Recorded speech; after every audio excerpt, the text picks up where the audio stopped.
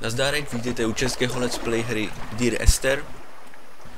Existují dvě verze téhle hry. Jedna verze je modifikace pro Half-Life 2, tu budu hrát teď.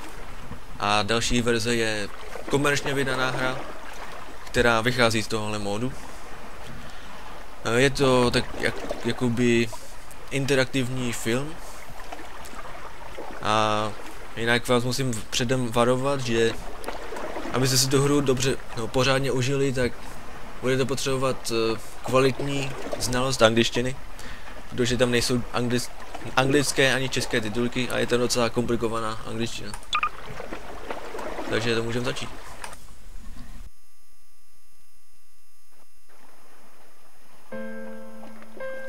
Dear Esther, I sometimes feel as if I've given birth to this island. Somewhere between the longitude and latitude, a split opened up, and it beached remotely here. No matter how hard I correlate, it remains a singularity, an alpha point in my life that refuses all hypothesis. I return each time leaving fresh markers that I hope, in the full glare of my hopelessness, will have blossomed into fresh insight in the interim. Takže, jak jste si všimli, tak jde o to, že je tady určitý vypravěč, který prostě jakoby vzpomíná,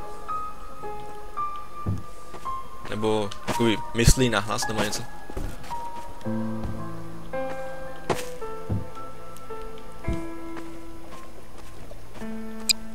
Jsme na jakémsi opuštěném ostrově a budeme prostě procházet a postupně odkrývat příběh.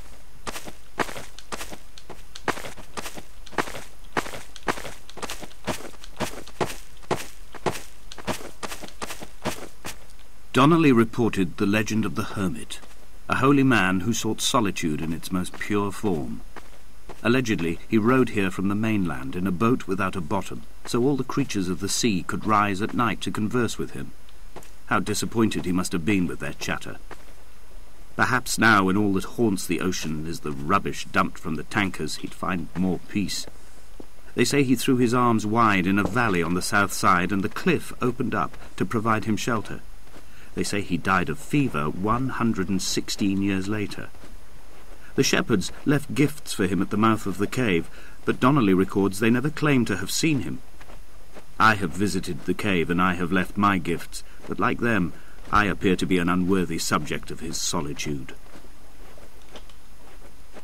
Takže ty vzpomínky nemusí být přímo nějak, nemusí přímo souviset s ním. To jakoby metafory spíš. Tak tady je možnost buď jít nahoru a pokračovat hlavní cestou, nebo tady ještě jedna možnost si zajít na opuštěnou pláž. Tady za těma šutrama.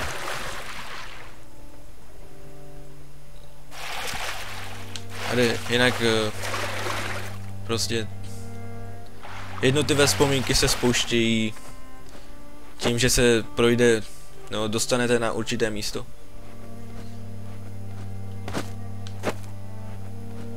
Třeba tady by měla být jedna.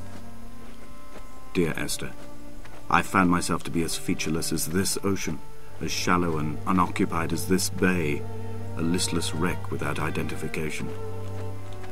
My rocks are these bones, and a careful fence to keep the precipice at bay. Shot through me caves, my forehead a mount. This aerial will transmit into me so. All overexposed, the nervous system, where Donnelly's boots and yours and mine still trample. I will carry a torch for you. I will leave it at the foot of my headstone.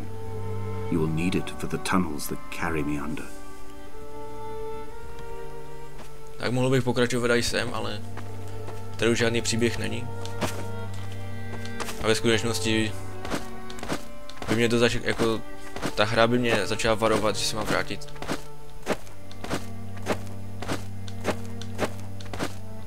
Jinak není tady sprint, můžu jenom jít normální rychlostí. Nebo Jak můžu používat skákání, což trochu zrychluje pohyb.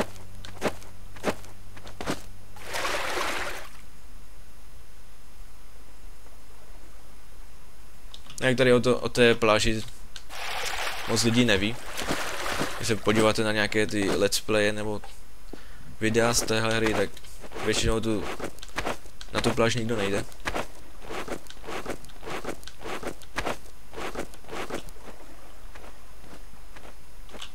Tohle by mělo být jakoby nákres zlatého řezu, myslím. When you were born, your mother told me, a hush fell over the delivery room. A great red birthmark covered the left side of your face. No one knew what to say, so you cried to fill the vacuum. I always admired you for that you cried to fill whatever vacuum you found. I began to manufacture vacuums, just to enable you to deploy your talent. The birthmark faded by the time you were 6, and had gone completely by the time we met, but your fascination with the empty and its cure remained. Takže další vzpomínka. The mount is clearly the focal point of this landscape. It almost appears so well placed as to be artificial. I find myself easily slipping into the delusional state of ascribing purpose, deliberate motive to everything here. Was this island formed during the moment of impact? When we were torn loose from our moorings, and the seatbelts cut motorway lanes into our chests and shoulders, did it first break surface then? Takže většinou ani nebudu moc mluvit, protože ten vypravěč mluví dost často. When someone had died or was dying, or was so ill they gave up what little hope they could sacrifice, they cut parallel lines into the cliff, exposing the white chalk beneath. You could see them from the mainland or the fishing boats, and know to send aid, or impose a cordon of protection, and wait a generation until whatever pestilence stalked the cliff paths died along with its hosts. My lines are just for this, to keep any would-be rescuers at bay. The infection is not simply of the flesh. Tak tady můžu pokračovat buď nalevo, zase hlavní cestou, nebo si můžu dát trošku zajížďku a podívat se tady dolů. They were God-fearing people, those shepherds. There was no love in the relationship. Donnelly tells me that they had one Bible that was passed around in strict rotation. It was stolen by a visiting monk in 1776, 2 years before the island was abandoned altogether. In the interim, I wonder, did they assign chapter and verse to the stones and grasses, marking the geography with a superimposed significance that they could actually walk the Bible and inhabit its contradictions? Jak říkám, to jsou takové jakoby spíš metafory, a ne přímo Dear Esther, související s ním. I met Paul. I made my own little pilgrimage. My Damascus, a small semi-detached on the outskirts of Wolverhampton. We drank coffee in his kitchen and tried to connect to one another. Although he knew I hadn't come in search of an apology, reason or retribution, he still spiraled in panic, thrown high and lucid by his own dented bonnet. Responsibility had made him old. Like us, he'd already passed beyond any conceivable boundary of life. Tak tady je vidět místo, kde jsem začal. Jsem dal takový okruh. Tak po celém ostrově jsou tady tyhle jakoby nákresy různé. I threw my arms wide and the cliff opened out before me, making this rough home. I transferred my belongings from the bothy on the mount and tried to live here instead. It was cold at night and the sea lapped at the entrance at high tide. To climb the peak, I must first venture even deeper into the veins of the island, where the signals are blocked altogether. Only then will I understand them, when I stand on the summit and they flow into me, uncorrupted.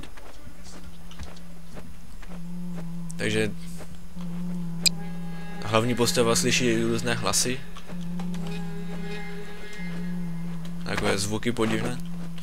Pravděpodobně už jakoby začíná šílet nebo něco.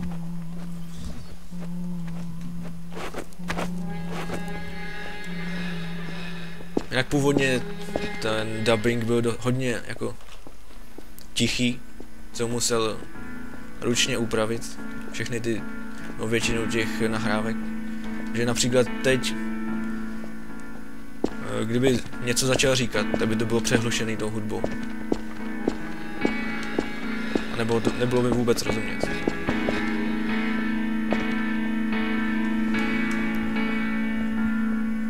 Jak schválně nemluvím během jeho proslovu, protože a i tak je to, tomu není zase tak dobře rozumět. Je docela komplikovaná angličtina. The vegetation here has fossilized from the roots up.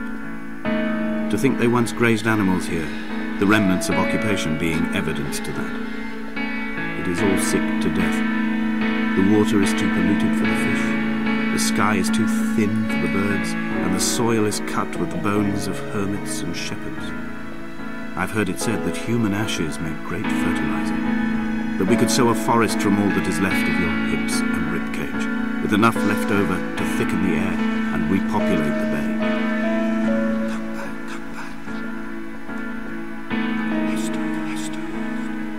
Tak jak jste si mohli všimnout, tak opravdu to nebylo moc dobře rozumět i tak. A předtím, než jsem to jako ručně zesílil, tak měl ještě poloviční hlasitost, takže nebylo vůbec nic rozumět. Tak, tady už pokračuju tou hlavní cestou.